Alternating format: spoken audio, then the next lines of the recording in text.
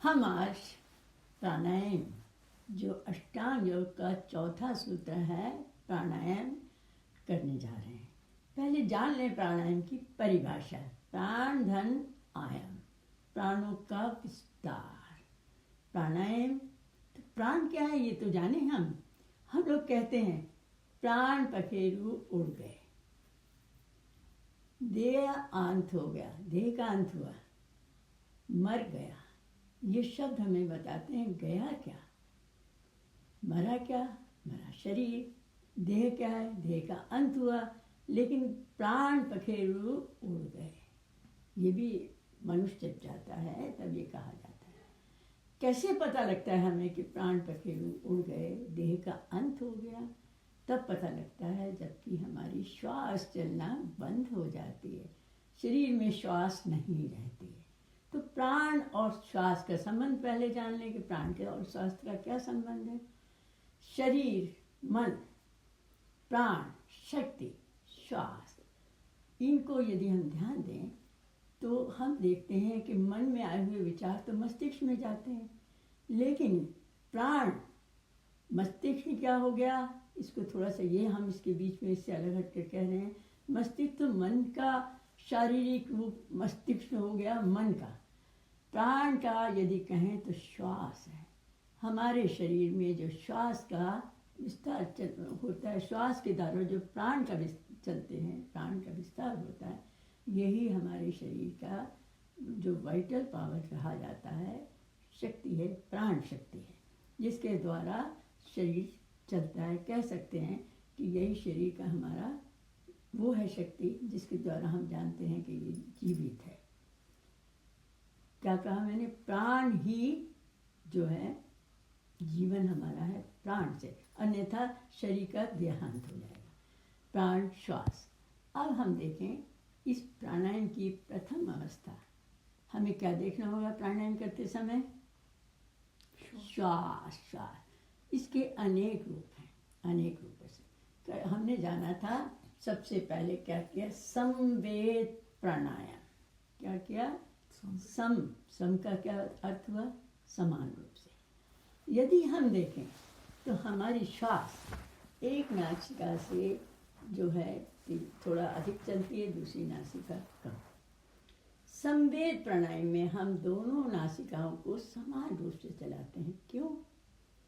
श्वास का हमारी नासिका का एक ऐसा है कारण कि जब हमारी दाहिनी नासिका अधिक चलती है तब हमारी पाचन शक्ति अच्छी होती है और हमारे ये दाहिनी नासिका हमारे शरीर से संबंधित है। बाईं नासिका हमारे मस्तिष्क से संबंधित है, मन से संबंधित है।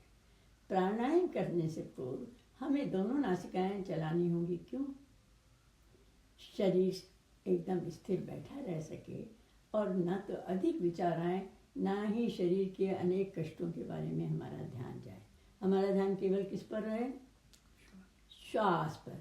श्वास क्या है? बस प्राण शक्ति का वाहन है जो हमारे शरीर को पूर्ण स्वास्थ्य प्रदान करता है। तभी ये मैं आपसे प्राणायाम में कहती हूँ कि आप अपने शरीर को देखिए। शरीर को क्यों देखिए? उस अंग को क्यों देखिए जो कष्ट में है। मान लीजिए ये जैसे कि एक तरह से कि ये आपकी दवा है, आप स्वयं के डॉक्टर हैं और ये दवा है आपकी, और आप उस रोगी शरीर के उस अंग को ये दवा दे रहे हैं। आप स्वयं डॉक्टर हैं अपने शरीर की, ये मानकर चलिए। तब आपको मस्तिष्क में आने वाले विचार, शरीर स्थिर बैठा हुआ है, विचार अधिक नहीं है। क्या कर रहे हैं आप? शरीर में जो चल रही है श्वास, अपने हिसाब से शरीर के किस अंग को आपको क्या उस प्राण शक्ति को भेजना है, उस आधार पर आप प्राणायाम करेंगे। मैंने अभी आपको समवेत प्राणायाम की बात की। आप इसमें वज्रासन में बैठ सके तो बहुत अच्छा। दोनों हाथ आपने अपने दोनों बगल में लगा लिए, अंगूठे बाहर हैं, सम बराबर वेद प्राणायाम। दोनों नासिकाओं से यदि आप 3 से 5 मिनट तक इस उसमें बैठे हुए नेत्र बंद रखें, खुले रखें, केवल आपका ध्यान किस पर है? श्वास, श्वास। श्वास कैसी लेनी है? Deep slow smooth breathing with without recognise effort. गहरी धीमी गति में एक लय में श्वास ले रहे हैं। श्वास टूटी हुई नहीं है, कोई ताकत भी नहीं लगा रहे श्वास लेने में, और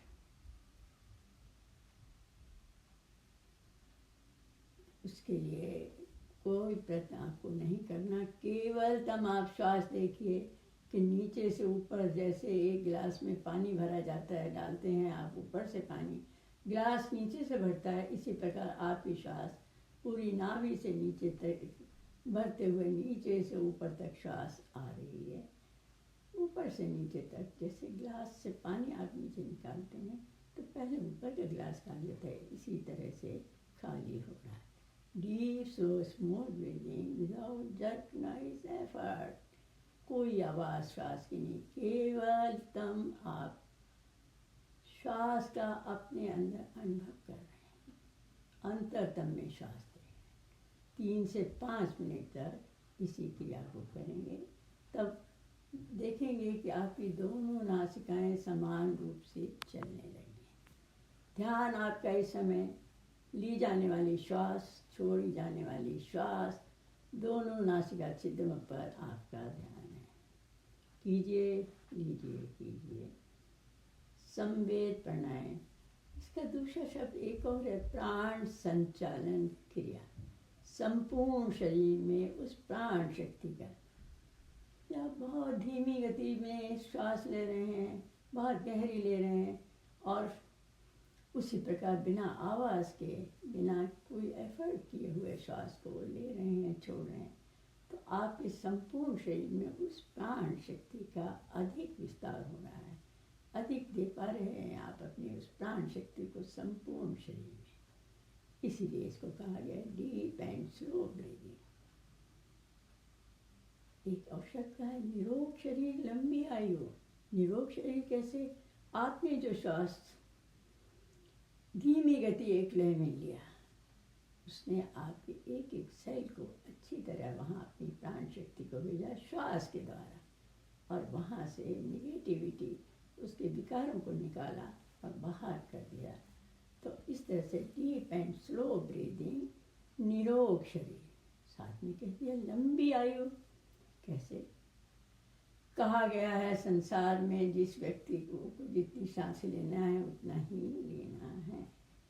हम आप जो हैं 1 मिनट में 12 से 15 सांसें लेते हैं। इस समय हम धीरे धीरे अपनी श्वास की गति को कम करते हुए, जितना धीमा चाहे आप, जितनी कम गति है, जितनी कम सांसें ले सकते हैं। गहरी धीमी गति एक लय में ले रहे हैं तो सांसों की गति संख्या भी कम हो जाती है। अतः कह देंगे कि डीप एंड स्लो ब्रीदिंग, निरोग शरीर लंबी आयु। निरोग शरीर कैसे हुआ? आपने श्वास को एक एक से उस स्थान पर पहुंचाया जो स्थान किसी कारणवश रुक गया, संपूर्ण शरीर के भागों को दिया। तब क्या हुआ? वह प्राण शक्ति जो हमारी जीवनी शक्ति है, उसने उसको वहाँ अधिक से अधिक पहुँच जाने के कारण वह शक्ति उस स्थान की हीलिंग पावर बन गई, उसको ठीक किया। और आयु लंबी होने का तात्पर्य है, जब आप श्वास धीमी गति में ले रहे हैं तो जितनी लेनी है उतनी लेनी है। निरोग शरीर के साथ लंबी आयु